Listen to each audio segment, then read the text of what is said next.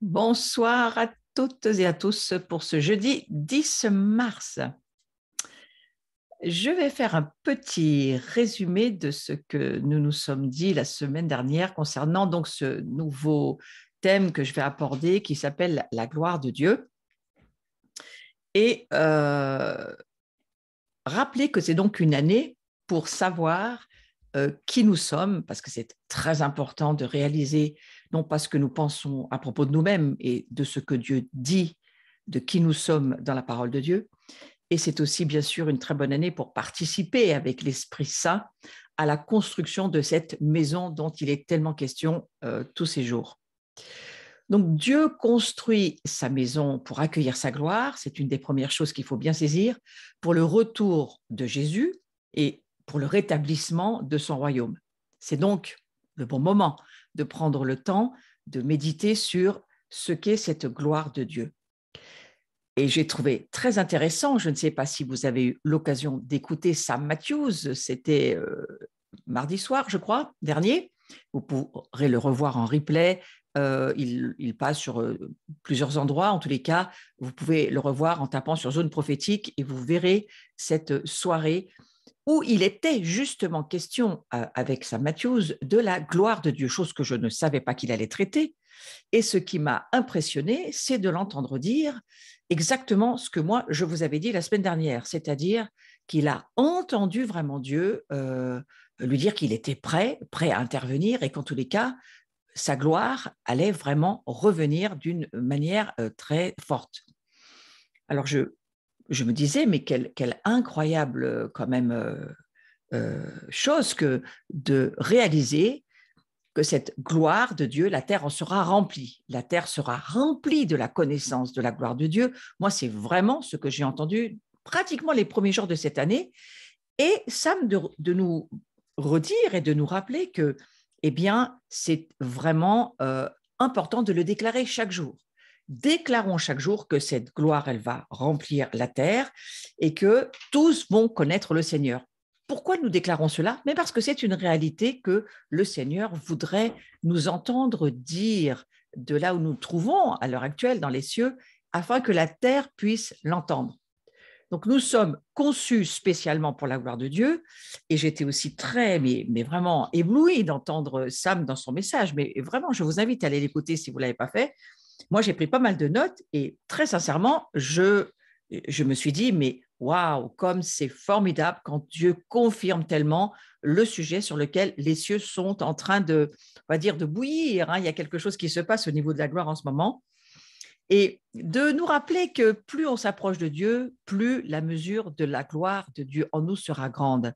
Ça aussi, c'est important de se le redire d'une manière profonde ce soir. Plus nous nous approchons de Dieu, plus la gloire de Dieu aura une grande mesure en nous. Donc, c'est bien de se le rappeler.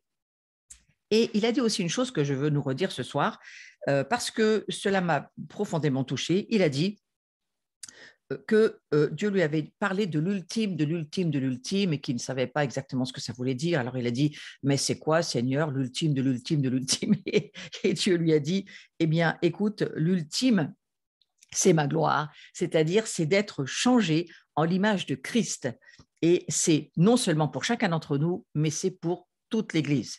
Waouh! Donc on se souvient ce soir que l'ultime plan de Dieu, c'est de nous permettre de vivre et de rencontrer sa gloire et de la laisser grandir, cette gloire, pour aller de gloire en gloire. Donc, c'est tout un processus que nous allons avoir à vivre. Et l'idée de l'ultime, eh bien, c'est d'être changé en l'image de Christ. Donc, la gloire à avoir avec l'image de Christ, bien sûr qu'on va en reparler dans tous ces cours ensemble, mais tout de même, on va dire, ce petit clin d'œil du Seigneur m'a profondément touchée. Voilà, donc je voulais vous en faire part. Je, voilà, deux, trois choses que je vais vous redire, des petites bombes que Sam nous a partagées, mais je vais l'offrir un petit peu comme une introduction avant d'aller revenir dans mon cours. Il a dit à un moment donné, mais véritablement, c'est le cri du maître. C'est le maître qui crie et qui prie ce qu'il sait que le Père veut voir se produire. Et ce cri du maître, eh bien, c'est, je crois, que la terre sera remplie de la gloire de Dieu et que nous puissions être transformés de plus en plus à l'image de son Fils. Donc c'est cela, le cri du Maître, le cri de Dieu. Et nous devons répondre à ce cri. Nous devons entendre la voix de Dieu et la déclarer.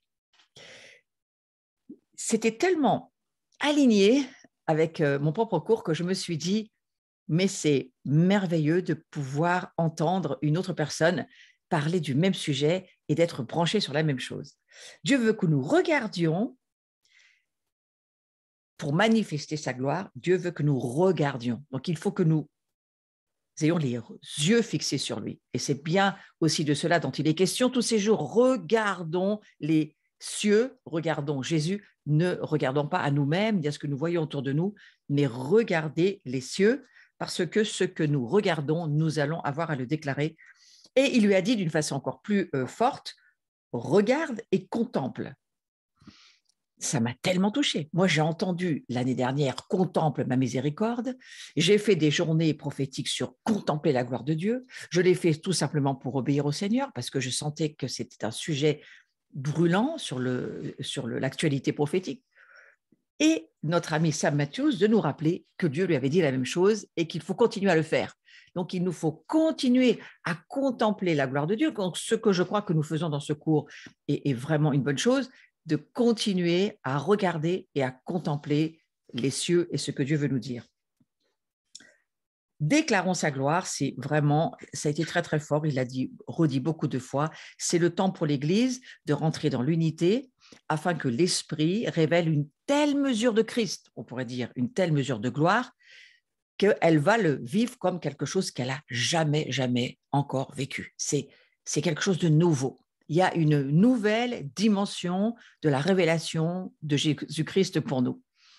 Et je crois que ça correspond à cette nouvelle dimension de cette nouvelle création que nous sommes lorsque j'ai commencé avec voilà, mes petits niveaux là où j'en suis, mais en tous les cas à partager, je crois, ce que je commence à voir de cette nouvelle création qui n'a rien à voir avec l'ancienne création que nous étions avant d'accepter Jésus dans notre cœur comme notre Sauveur et comme notre Seigneur, et que ce que nous sommes déjà, mais que nous sommes en train de devenir dans ce processus de gloire en gloire, eh bien, c'est cette nouvelle création, c'est-à-dire cette création kainos, quelque chose d'inouï, d'incroyable, qu'on n'a jamais vu, qu'on ne connaît pas et qu'on va avoir à découvrir. Et de finir simplement en disant que Jésus était prêt, qu'il était prêt, qu'il était prêt et qu'il nous attendait, ça, c'était quand même aussi quelque chose de fort. Donc, je vais revenir à mon cours et continuer dans le petit résumé de la semaine dernière. Nous sommes conçus spécialement pour la gloire de Dieu, afin de la libérer sur la terre. La gloire de Dieu, c'est l'héritage de chaque enfant de Dieu. C'est notre héritage, cette gloire. Et par la puissance de Dieu, nous pouvons vivre dans la gloire et nous passons du monde invisible, justement, c'est-à-dire du monde où Dieu vit, où nous sommes nés. Nous passons du monde visible qui reste temporaire et nous allons du visible à l'invisible et nous passons les voiles et nous sommes invités à entrer dans cette réalité du monde invisible où Dieu habite vraiment de plus en plus, de gloire en gloire. Donc, il est en train, je le redis bien, de construire sa maison. Il nous a choisis pour vivre dans ce temps de la fin, je l'ai beaucoup rappelé la semaine dernière, et nous savons qu'il nous a appelés à devenir des fils et des filles, plus que des disciples, j'ai envie de dire des amis, et puis qui va faire que nous comprenions de plus en plus qu'il attend à notre participation. Parce que si Jésus est prêt dans les cieux, il est prêt à quoi? Je crois qu'il est prêt à manifester sa gloire, mais qu'il a besoin de nous parce que nous sommes appelés à participer à ses stratégies et à ses plans sur la terre. Nous en avons bien l'opportunité tous ces jours, alors que nous pouvons prier, intercéder. Moi, je m'adresse à des veilleurs, à des guetteurs, à des sentinelles qui veulent se former, qui veulent apprendre à vivre dans la gloire de Dieu. J'en fais partie. Eh bien, que Dieu soit béni et qu'il nous aide. Donc, Dieu nous laisse libres de nos choix, je l'ai beaucoup redit, et nos choix seront déterminants pour notre avenir. Nos choix déterminent notre futur. C'est le temps et c'est urgent pour s'assembler et vivre la dimension de Jean 17, parce que dans cette construction de la maison, la fondation, c'est bien entendu notre communion avec Dieu, mais c'est aussi notre communion les uns avec les autres. Et il me semble que nous entrons dans un mouvement où les cœurs se, se rassemblent, mais pas seulement se rassemblent, les cœurs s'assemblent. Nous sommes donc appelés à nous assembler alors que nous travaillons sur tel et tel projet de Dieu, tel et tel événement, tel et tel ordre qui nous est donné de faire, quelles que soient les stratégies, les projets de Dieu. Là où nous sommes appelés, nous nous assemblons, nos cœurs s'assemblent, nos cœurs deviennent un, arrivent à vivre cette dimension de Jean 17, c'est ce vers quoi nous allons, de façon à ce que notre autorité, notre force d'être un en Christ, eh bien c'est cela qui nous positionne et qui fait que Dieu peut vraiment se libérer au travers de nous, parce que Dieu est un Dieu d'harmonie et il vit dans le Hérad. Il ne vit pas dans les divisions, le Seigneur, il vit dans l'union, dans la communion. C'est là que prend toute la puissance de l'Esprit de Dieu en nous. Donc la gloire de Dieu, j'ai dit à la fin du cours de la semaine dernière, elle s'est manifestée dès la création, et la gloire de Dieu, eh bien, c'est l'atmosphère spirituelle des cieux, tout comme l'air que nous respirons, nous les humains. Donc pour comprendre, et je vais continuer là-dessus, ce que signifie vivre dans la gloire de Dieu, eh bien, nous devons faire la différence entre l'environnement dans lequel les êtres humains vivaient avant la chute et après la chute. C'est très important de faire la différence. Et on voit que dans le premier chapitre de la Genèse, Dieu a fait une première chose, il a préparé un environnement parfait pour sa création. Donc c'est cette perfection, je crois, qui est tellement importante pour nous de comprendre. Maintenant, nous allons continuer sur le fait que en quoi consistait ce cadre parfait? Parce que Dieu a placé Adam au milieu de sa présence et de sa gloire. Dieu ne lui a pas donné le choix parce que c'était le seul environnement propice à son épanouissement. Et c'est uniquement dans ce cadre que Dieu s'est révélé à l'humanité. Le mot Éden, du reste, signifie plaisir ou délice. Donc, c'est le mot jardin aujourd'hui qui signifie endroit clos ou endroit ou enclos. Et il s'agit de quelque chose qui protège, qui défend, qui couvre et qui entoure. Donc, vous voyez, il y a toujours, mais il y avait déjà dans la pensée de Dieu cette idée d'un endroit de protection, de défense, de couverture, et puis qui est quelque chose qui nous entoure. Je trouve que c'est très touchant de penser que Dieu avait dans son cœur déjà toute cette idée de nous mettre en sécurité. Donc, quand nous nous trouvons dans la gloire de Dieu, je crois que nous pouvons dire que nous sommes entourés, nous sommes protégés par la présence de Dieu. C'est pourquoi il nous faut vivre où que nous soyons, qui que nous soyons en termes d'œuvre d'Église, quelle que soit la manière dont nous vivons ce à quoi nous sommes appelés sur la terre, nous le vivons en tous les cas en tant qu'ecclésia, en tant qu'Église, eh bien, c'est intéressant de se dire que lorsque la présence de Dieu est là, il y a cette atmosphère de l'Éden qui revient, ce que la chute avait détruit et séparé, Dieu le ramène au travers de sa présence, et que c'est sa présence qui va faire que nous nous sentons protégés, nous nous sentons défendus, couverts, entourés, nous nous sentons bien. Et ceux qui ont l'habitude, ou en tous les cas qui sont sensibles à la présence de Dieu, vous savez, quand la présence de Dieu arrive dans un endroit, qu'elle n'est pas forcément là dès le début, mais que, alors que nous le louons, nous l'adorons, c'est souvent ce qui se passe lorsque nous sommes ensemble dans une célébration ou dans l'église ou peu importe, dans une rencontre, et que tout à coup, nous levons nos louanges, Dieu arrive, il vient siéger au milieu de nous, et on sent à ce moment-là cette atmosphère impressionnante de paix, d'harmonie. Ça, c'est ce que produit la gloire de Dieu. Et je vous encourage à être de plus en plus sensible à cela, et donc d'aller chercher, vivez dans des endroits où Dieu est là. Ne vivez pas dans des endroits où Dieu n'est pas là. Parce que si, moi j'ai vécu pendant des années dans des endroits qui se disaient être des endroits où Dieu aurait dû être là, et très sincèrement, il n'était pas là. Et j'ai fini par me dire, je ne veux pas être ailleurs que là où Dieu est déjà là. Et c'est important. Vous savez, on est fait pour vivre, je vous le redis, dans la gloire de Dieu, comme les poissons sont faits pour vivre dans l'eau, comme les oiseaux sont faits pour vivre dans l'air. Et des chrétiens, des vrais croyants ne peuvent pas vivre sans cette présence de Dieu. Et c'est important de se le rappeler.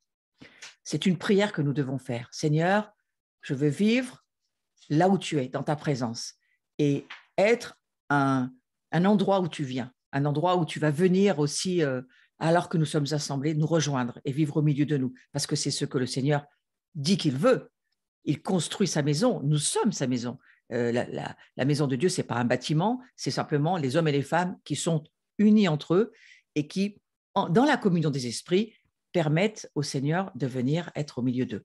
Voilà, le jardin, donc pour revenir au jardin, le jardin, même s'il a été un endroit sur la terre, il représente plus qu'un lieu géographique, mais il représente une place dans la gloire de Dieu, un lieu préparé par Dieu pour que les hommes y demeurent. C'est, je crois, important de le réaliser. Donc, le Jardin d'Éden, c'était un moment dans le temps. D'ailleurs, j'aime beaucoup, c'est un homme de Dieu que j'ai bien connu, que j'ai rencontré plusieurs fois, puis je suis allée dans son église en Floride, aux États-Unis. Donc, je lui rends l'honneur d'avoir dit ce qu'il a dit, Guillermo Maldonado, si vous connaissez. Et c'est lui qui dira que, dans sa révélation, il nous explique que ce moment dans le temps, ce Jardin d'Éden, en fait, c'est un choix de Dieu afin qu'il soit vu et que Dieu va manifester sa gloire pour être vu des hommes. Alors, pourquoi un moment dans le temps? Eh bien, parce que Dieu s'est visiblement manifesté à certaines époques pour le bien de l'humanité et parce que la gloire de Dieu, elle est constamment en mouvement. Donc, il y a des temps fixés, il y a des temps kairos, à ne pas confondre avec kainos, ce n'est pas la même chose, des temps kairos, des temps chronos, hein, et du temps qui dépend de nous. Et lorsque nous sommes dans la présence de Dieu, eh bien, nous sommes dans cette gloire et nous allons de gloire en gloire. Donc, c'est ce que Dieu nous montre au travers de ce jardin d'Éden. J'aime bien ce passage de 2 Corinthiens, chapitre 3, verset 18, 2 Corinthiens 3, 18, qui nous dit ceci: nous tous, qui, le visage découvert, contemplons comme dans un miroir la gloire du Seigneur. Vous voyez, il faut contempler la gloire du Seigneur. Nous sommes transformés en la même image, de gloire en gloire, comme par le Seigneur l'Esprit.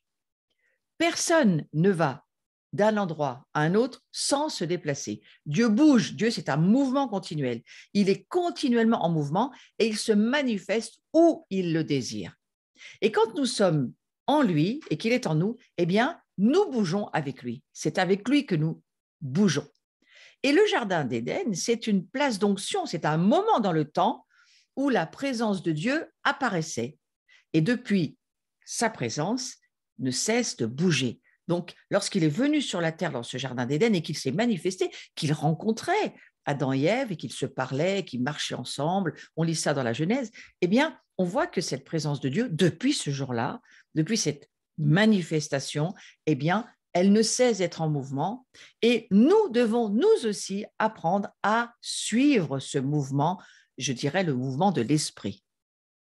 Et en la suivant, eh bien, nous suivons Jésus. Donc, ça, c'est d'une certaine manière, nous marchons par l'esprit, mais nous suivons aussi l'esprit et nous bougeons, nous apprenons à bouger lorsque Dieu bouge.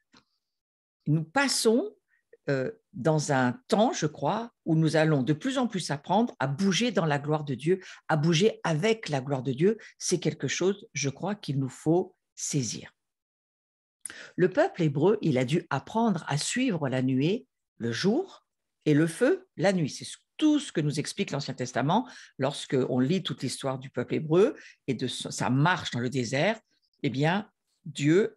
Alors, là, ils n'étaient pas placés dans un jardin, ils étaient placés dans un désert, c'est un petit peu différent. Peut-être c'est un petit peu plus notre histoire. On rejoindrait plutôt le peuple hébreu aujourd'hui que comme vivait Adam et Ève dans le Jardin d'Éden. Le Jardin d'Éden, il est plutôt dans notre cœur, à mon avis, aujourd'hui. Mais nous marchons dans des déserts, dans des ténèbres, des endroits pas faciles, comme le faisaient les Hébreux. Mais il faut savoir qu'on transporte avec nous la présence de Dieu, puisqu'on est le temple, le tabernacle, hein, on l'est aussi individuellement, bien qu'on le soit tous collectivement. Et, eh bien, je crois que nous devons comprendre, comme les Hébreux l'ont compris, ce sont l'ombre des choses à venir qui nous expliquent pas mal de choses pour nous aujourd'hui, eh bien, il faut nous aussi apprendre à suivre la nuée, là où nous sommes appelés à vivre. Donc, c'est un apprentissage fondamental dans la vie de l'esprit et la marche par l'esprit.